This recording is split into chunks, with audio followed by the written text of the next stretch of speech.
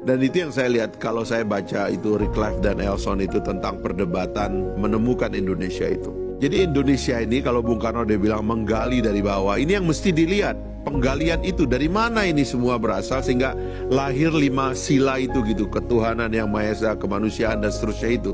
Kalau Elson mengatakan ini adalah persilangan di antara dua pikiran besar. Orang-orang yang belajar ke barat, terutama kaum intelektual Jawa ini membawa pulang ide-ide tentang negara. Lahirlah ide nasionalisme di situ. Orang-orang dari Sumatera, orang tua dan kakeknya Gustika ini porosnya ke Al-Azhar dia belajar Islam, lalu kemudian lahirlah pikiran tentang Islam. Sehingga kemudian antara Islam dan nasionalisme itulah blended di dalam Pancasila itu. Maka kalau kita lihat Pancasila itu, kita baca di dalam Islam itu ada namanya maqasid syariah, tujuan bersyariat. Tujuan bersyariat itu sama dengan tujuan bernegara. Makanya saya sering mengatakan kalau ada teman-teman Islam yang menentang Pancasila, itu keliru karena sebenarnya syariat itu sama dengan Pancasila pikirannya. Ada yang nama yang pertama itu di dalam teori maqasid syariah itu dia bilang hifzuddin, ya, memelihara agama. Ketuhanan yang Maha Esa lahir.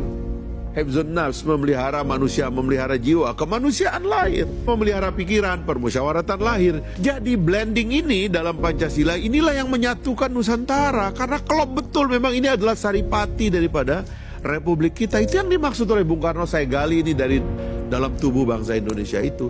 Jadi sebenarnya itu sudah selesai. Tinggal sebenarnya yang kadang-kadang tidak clear itu, Bung Budiman.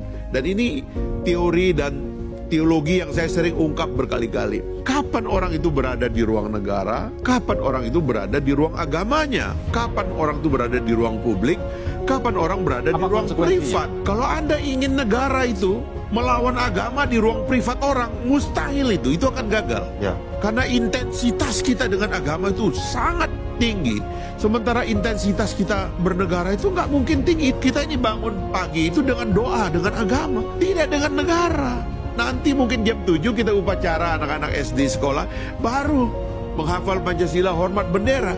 Tapi pribadi itu nggak boleh diinvasi oleh negara. Nah ini yang menurut saya, itu saja yang perlu kita clearkan supaya kita jangan konflik terus.